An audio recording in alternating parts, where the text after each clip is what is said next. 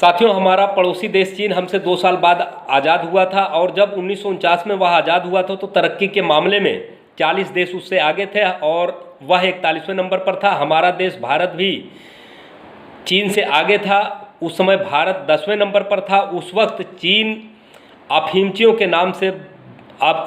के देश के नाम से बदनाम था। चीन को मच्छरों का देश कहा जाता था। मगर आज वह चीन कौन ऐसा काम किया कि दुनिया की नंबर 1 की हैसियत पा गया है। आज वो दुनिया का सुपर पावर बन गया है। तो साथियों, औद्योगिक उत्पादन के मामले में उसने अमेरिका को पिछले 2011 में ही पछाड़ करके नंबर 1 की हैसियत पा लिया है।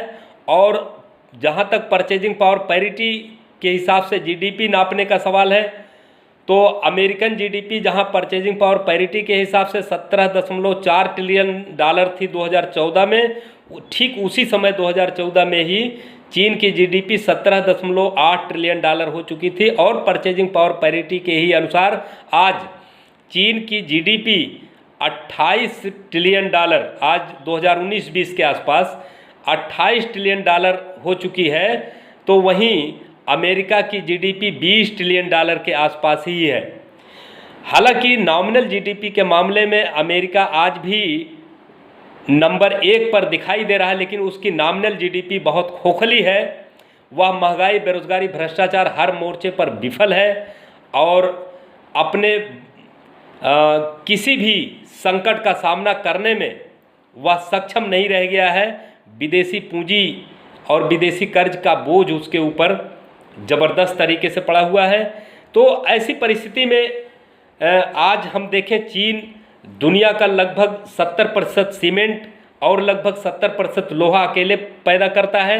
और अभी 2019 में चीन ने इतना लोहा पैदा किया कि जितना अमेरिका पिछले 200 साल में भी नहीं पैदा कर सका। और ब्रिटेन, जिसके राज्य में कभी सूरज नहीं डूबता था, उसने वह भी पिछले 400 साल के इतिहास में उतना लोहा नहीं पैदा कर सका। तो यह तरक्की चीन की क्यों हो रही है, इसके पीछे क्या कारण है, हम आज आपसे इसी पर बात करेंगे। हम और अधिक आंकड़ों के जंजाल में आपको नहीं उलझाना चाहते। हम सीधे इस बात पर आते हैं कि चीन की तरक्की का राज क्या है। तो साथियों, ऐसे तो कुछ नीम हकीम अर्थशास्त्री कह रहे हैं कि मजदूरों का जघन्य शोषण करके ही चीन सस्ता माल पैदा कर रहा है। कुछ लोग कह रहे हैं कि चीन में छोटे छोटे कुटीर उद्योग हैं, इसलिए वहाँ सस्ता माल पैदा हो रहा है। कुछ लोग कह रहे हैं कि चीन में लोकतंत्र नहीं है। इस तरह की बात अमेरिकी साम्राज्यवाद और उसके दलाल लोग कह रहे हैं कि चीन में लोकतंत्र नहीं है, इसलिए वहाँ इस तरह की तरक्की हो रही है। और बाबा रामदेव जैसे पूंजीपति अपना माल स्वदेशी के नाम पर बेचने के लिए वो चारों तरफ ये प्रचार कर रहे हैं कि चीन का माल बहुत घटिया होता है, इसीलिए सस्ता पड़ता है, इसीलिए वो हमारे बाज़ार पे छा गया है। तो साथियों, अगर यही सब बातें हैं तो ये तरक्की का यही सब मॉडल होता है, तो यह मॉडल तो कोई भी अपना सकता है। नीची कूद कूदने के लिए बल की कोई ज़रूरत नहीं पड़ती, बल की ज़रूरत तब पड़ती जब ऊंची कूद कूदना पड़े। ये सब तो नीची कूद वाला मामला है, ये तो कोई भी कर सकता है। क्यों नहीं अमेरिका ये सब करके तरक्की कर लेता, नहीं कर पा रहा है। सच्चाई ये है साथियों, चीन अपने विराट पैमाने के उत्पादन के बल पर सस्ता माल पैदा कर रहा है। आप खुद सोचिए, आपके घर पर कोई फंक्शन हो, मान लीजिए 500 आदमी उस फंक्शन में आ गए, सबके लिए भोजन बनाना है, तो सबको एक एक अलग अलग बर्तन दे दीजिए तो 500 बर्तन लगेंगे। 500 सेट बर्तन, 500 सेट रसोई घर और 500 बनाने वाले, तो अलग अलग खाना बनेगा, 500 जगह ईंधन जलेगा। ये महंगा पड़ेगा। और वहीं सस्ता कौन पड़ेगा? अगर सबका भोजन एक बड़े सेट बर्तन पे इकट्ठा बन जाए तो सस्ता पड़ेगा। 2-4 एक्सपर्ट और कुछ 2-4 हेल्पर मिल करके ये पूरा काम कर सकते हैं। तो ये जो बड़े पैमाने पे बना है वो सस्ता पड़ता है। ठीक यही नियम चीन ही नहीं पूरी दुनिया पर लागू हो रहा है। जो बड़े पैमाने का प्रोडक्शन है वह छोटे पैमाने के प्रोडक्शन के मुकाबले सस्ता पड़ता है। कुटीर उद्योगों के मुकाबले बड़े बड़े कल कारखानों का प्रोडक्शन सस्ता पड़ता है। तो चीन जो सस्ता माल पैदा कर रहा है, वो सस्ते माल सिर्फ इसीलिए पैदा कर पा रहा है कि उसका प्रोडक्शन विराट पैमाने का है। और आज अगर चीन का कोई टक्कर देना चाहता है तो उसे विराट पैमाने का प्रोडक्शन करके ही टक्कर दे सकता है। तो साथियों, अब सवाल उठता है कि ये चीन विराट पैमाने का प्रोडक्शन करने में सक्षम क्यों हुआ। तो कुछ लोग ये कहते हैं कि माओ से तुंग के मरने के बाद चीन में जब देंग शाओपिंग का शासन आया तो उन्होंने विदेशी पूंजी को आमंत्रित किया, तब जाकर के वो लोग बड़े पैमाने का प्रोडक्शन करने में सक्षम हुए। लेकिन ये सच्चाई नहीं है। चीन की तरक्की की बुनियाद माओ से तुंग के नेतृत्व में वहाँ की कम्युनिस्ट पार्टी ने 1949 के पहले ही रख दिया था। 1949 आते आते तक वो काम पूरा कर लिया था। 1949 से पहले वहाँ क्या प्रॉब्लम थी चीन के सामने? वहाँ चीन की जनता का शोषण करने के लिए 3 तरह के लोग थे। एक विदेशी साम्राज्यवादी ताकतें, जापानी साम्राज्यवाद, अमेरिकी साम्राज्यवाद, ब्रिटिश साम्राज्यवाद, सब लोग वहाँ शोषण कर रहे थे जनता का। और इन विदेशी साम्राज्यवादियों की दलाली करने वाले वहाँ के बड़े पूंजीपति, चीन के जो बड़े पूंजीपति थे, विदेशी साम्राज्यवादियों की दलाली करते थे, वो लोग थे। और वहाँ के राजे रजवाड़े और नवाब और जमींदार टाइप के लोग, ये सभी लोग विदेशी साम्राज्यवाद का तलवा चाट रहे थे। ठीक इसी तरह की स्थिति हमारे देश में भी थी। हमारे देश में क्या हुआ कि इन शोषक वर्गों के सामने लोगों ने रो करके गिड़गिड़ा करके आज़ादी मांगा। उसका परिणाम ये रहा कि ये शोषक वर्ग बने के बने रह गए देश में।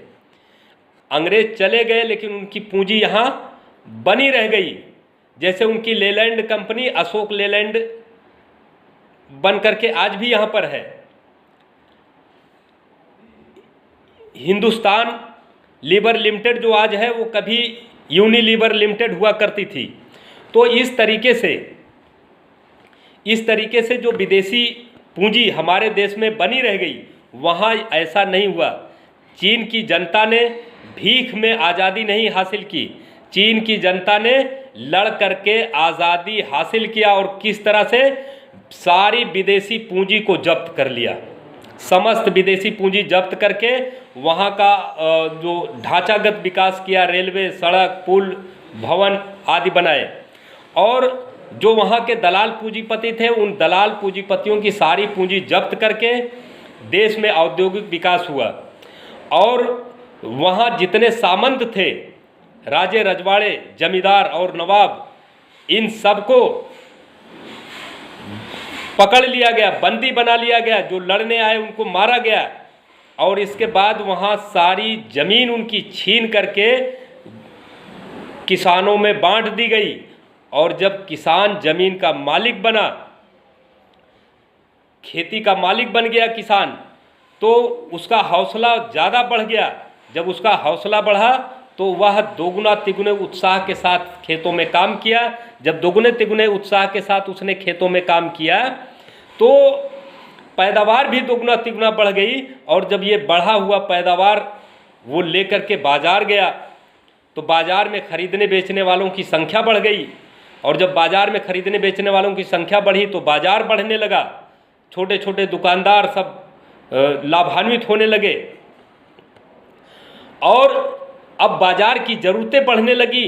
तो बाज़ार की ज़रूरतें बढ़ने लगी तो ज़रूरतों के हिसाब से और अधिक माल की ज़रूरत पड़ने लगी। और अधिक माल के लिए और अधिक कारखानों की ज़रूरत पड़ी। तो बंद पड़े सारे कारखाने, चालू करने पड़े। और फिर नए नए कल कारखाने भी बड़े पैमाने पर लगाए जाने लगे। और तब जाकर इन कारखानों में नौजवानों को, बेरोज़गार नौजवानों को काम मिला। और जब बेरोज़गार नौजवानों को इन कल कारखानों में काम मिला तो उनको फिर तनख्वाह मिली। फिर वो तनख्वाह लेकर के बाज़ार में गए तो बाज़ार और ग्रोथ किया। और तेज़ी से बाज़ार बढ़ने लगा, और ज़रूरतें बढ़ने लगी। जब और ज़रूरतें बाज़ार की बढ़ने लगी तो और ज़्यादा कल कारखानों का विस्तार करना पड़ा, छोटे कारखानों को बड़ा आकार देना पड़ा। इस तरीके से चीन के तरक्की की बुनियाद वहाँ रखी गई। कुछ लोग सोचते हैं कि देंग सियाओपिंग के आने के बाद ये तरक्की शुरू हुई।